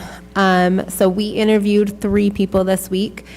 And actually during our interviews, our chairperson said, he pulled me aside after our interviews and was like, I need to let you know that I received a dream job as the curator and preservation of historic artifacts at Nauvoo for the Church of Jesus Christ Latter-day Saints. And he is moving at the end of the month. So who was that? Woody Johnson. Okay. Yeah, so he will be leaving at the end of, like, mid-February.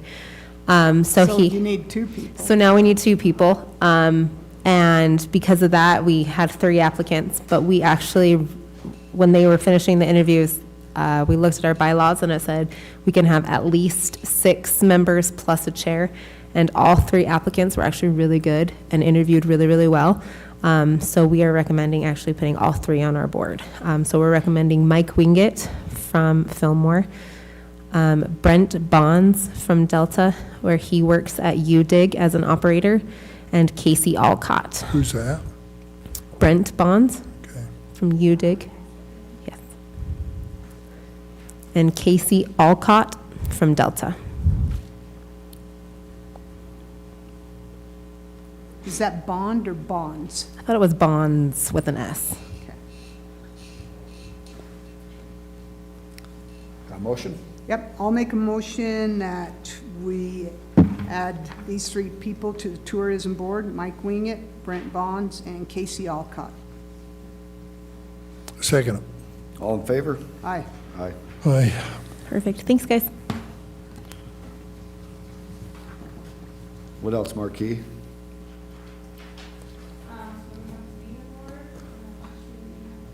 Fred never showed up. Adam? I tried to call him. Okay, sounds good.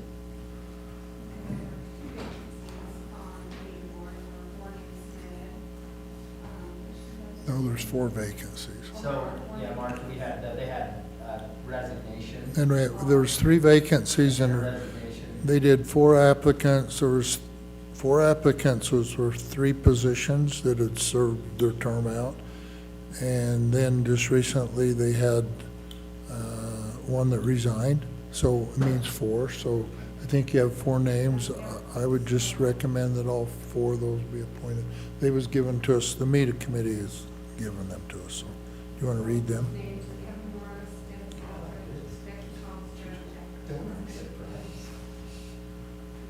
Did you get that? Kevin Morris, which is sitting here. And Dennis. Dennis? You guys want to give us a testimony of why you want to do this? Should we have you come and give us a talk? Or? No, let's move on. All right, and then the others was what? Becky, which hey, we're really lucky. We got all 3 of them here today, and the other one is Jeff Christensen, which Jeff is contract management of our care center, and Jeff is contract manager of that, so. I would recommend go ahead. Go ahead. Okay. Go Anyway, ahead. I make a motion that we add Kevin Morris, Dennis Aldridge, Becky Collister, and Jeff Christensen to the META board. I second it. A good crew. All in favor? Aye. Aye. Yeah, that sounds like a great group. Planning and zoning.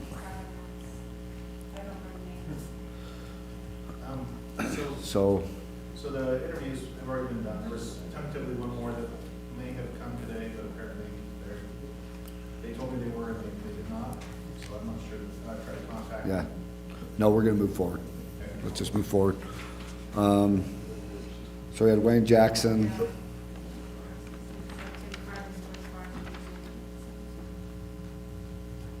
And then there'd also been discussion if we were to create an alternate business fund. Who are there, Wayne? Potentially have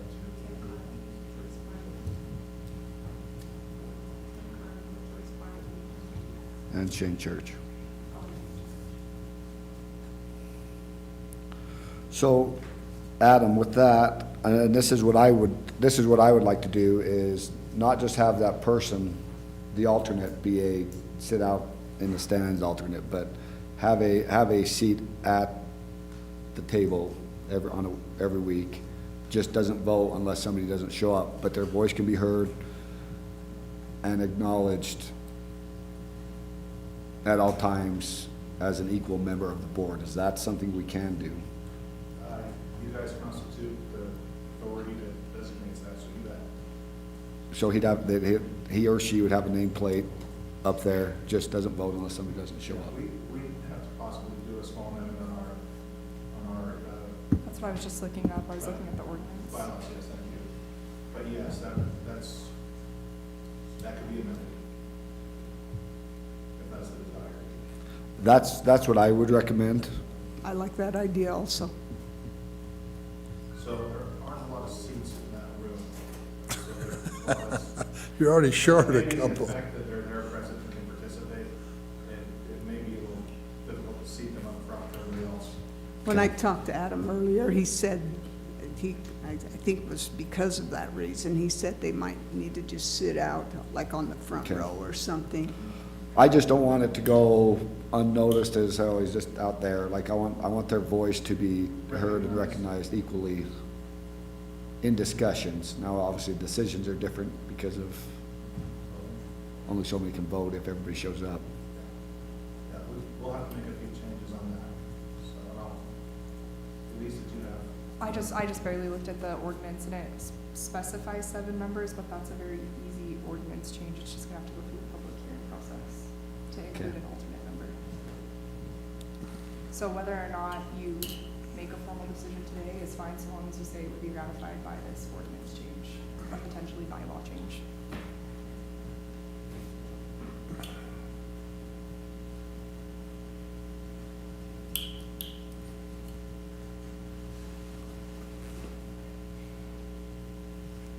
You want me to make a motion to do an ordinance change for an alternate? Those 4 members are also required to vote. Do you want to do that now, or do you want to? So I think I would recommend, if you're going to choose your new board member, also know who your alternate will be, and then just in that same motion say the ordinance and bylaws will be amended to, are expected to be ratified to amend this change. Okay. I thought all the candidates did really quite well. And I really appreciate Joyce for her service. But my 2 favorite ones were Wayne and Shane. And maybe what gives me a nod with Wayne over Shane is I think we need a little bit more east side representation on there. And so I would recommend going with Wayne as the, that's my opinion. So I recommend Wayne fill the vacancy and then Shane be the alternate is what I'd go with. I also agreed that we probably ought to have more representation from this side, but I kind of liked Tim Carling's answers.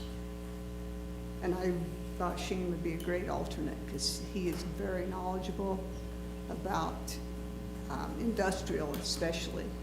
And when I talked to him, he told me he's really busy and that he would actually love to be an alternate. I mean, he said he'd like to do either, but he was very willing to be an alternate if he was chosen to be one. Well, and I think he's bold enough that if he is the alternate, he's not going to be afraid to still say something Oh, I agree. if he's down in the stands, so. Yeah. And Wayne might be the same way, they all might be the same way, but I know Shane will still share his thoughts. Well, Bill? Well, we don't have a motion. I'll move that we make Shane the committee member and Wayne the alternate for discussion. Did I say Shane the committee and Wayne the alternate? That's a motion. I mean, so. I'm, Okay. okay, I'll second it. Okay. I was gonna do it reverse, but Well, and is that, well, I guess if you're agreeing to it, is that? We have a second. Well, I'm making sure Vicky's. I'd like to reverse it, but I don't know if I'm not gonna second it. I'm gonna take back my second. Okay, just be, okay. Why, Bill, why? So motion dies because of a Yeah, second. motion dies because of a second, lack of a second. Bill, why? Well, my preference would be Shane because I think Shane's experience gives something and offers a lot. His individual experience on being a contractor and the experience he's had in development, that is something that's needed on our planning and zoning. And I think he can offer some vision and views about what needs to be happening in the county that the others can't do. I think his personal resume of what he's done and his development and being independent, he offers a real good opinion about what's going to happen and what's thinking. And obviously they all have bias. And so each one of their professional opinions will be some bias. But I think Shane offers a lot more from his past experiences in actually doing it. I mean, there's one thing about thinking about it, but Shane's got his boots on the ground. He's out there actually doing it. And I think when people come in and want that, he can see that maybe not everybody can see it. We have some other people on there that see that, but not everybody. Not everybody's went and did it. Not everybody's come to the city, got a plot of land, build a house, and I think you learn a lot by doing that and have to go through the process. So I think when we have those there that have not actually did it, they distort the process. And I think Shane is a lot more sensitive to anybody that's coming forth that have actually did it before. And that's why my preference would be him. And I know that for those exact reasons, Bill, would be why I could easily choose Shane over Wayne. But and this goes back to, I think the east side or Fillmore needs a little bit more representation. Well, because I agree with you 100%. That's exactly why I like Shane. That's why I could vote for Shane to be the first person. But if we get in there someone that's representing an area, they shouldn't be there at all. If I can't sit here as a commissioner and represent the whole county, I'll tell you what, I need to leave. No, but I. And so I Shane's just don't different agree with is- that we need to represent this and represent that. If you can't sit there and represent the city's interest, the county's interest, and everybody on both sides, And I in agree my with you. opinion, you shouldn't be there. I agree with you because that's 100%, what, you but know. you've got to have people over here that know what's going on over here as well. We can't have 6 board members in Delta trying to do the best thing for Millard County, even though they might be trying to if all they're focused on is Delta. We've got to have somebody over here that has boots on the ground as well, that knows what Fillmore City's doing, knows what Meadow's doing, knows what Kenosha's doing, and does have that concern. Because Shane isn't spending his time over here. He doesn't know what's going on. I don't know where his projects are. He probably don't. No, he doesn't. They're all in Delta. But somebody else don't spend time over someplace else either, so.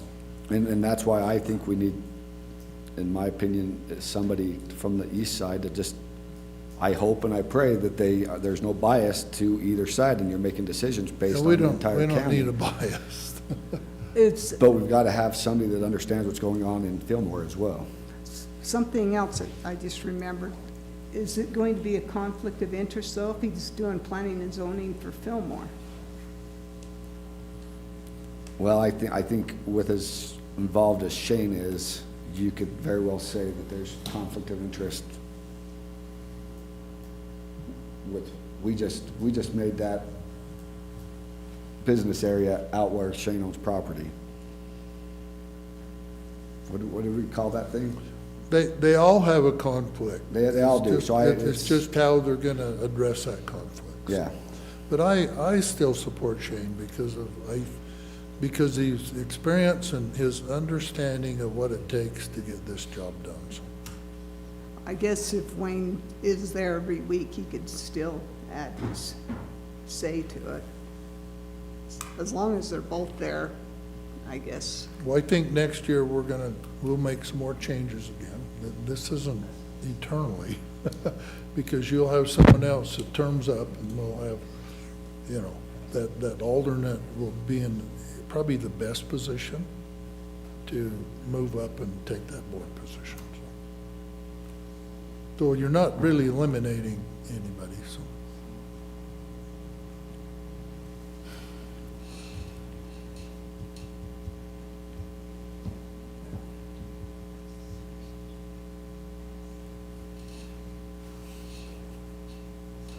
Hate it when it comes down to me.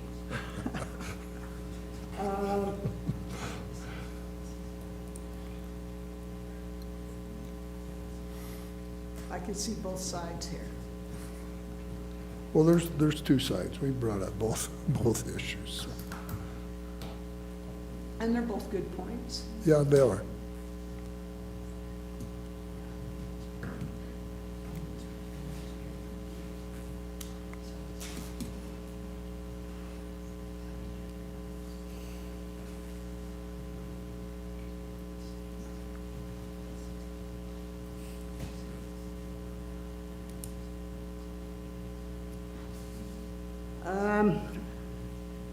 I'm going to make the motion that we have Wayne Jackson be on the planning and zoning board. Okay, has to be a substitute motion. And, substitute motion. It's all right, you can make a substitute motion. I'll make a substitute motion, put Wayne Jackson on the planning and zoning board with Shane Church as an alternate. I won't second that. Okay. I'll step from the chair and second that motion. Got a first, second, all in favor? Aye. Aye. No. Any opposed? No, Okay. I said no, yes. But I agree, I think Shane will dare contribute each week, or each time they meet, so. I'm sorry, just for the record, part of that motion is to move forward with an ordinance amendment. Yes. To include an alternate non-voting member. Yes. That will most likely be heard in the next couple of weeks. Yeah, ratify it at the next commission meeting. Yes. For the next one.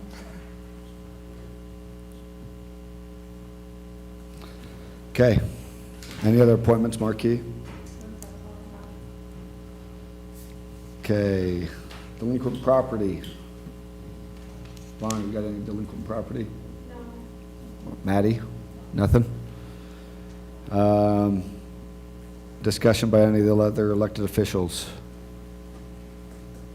BOE? No BOE, okay. You're helping us move along. We're still behind, but that's all right. Possible review of county policies and contracts. No. We'll have 3 for next.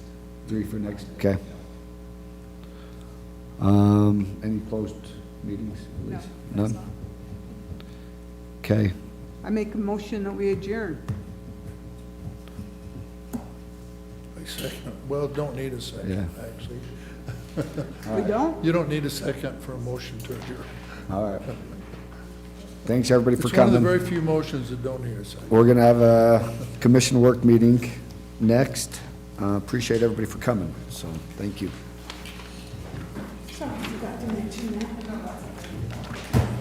Is this that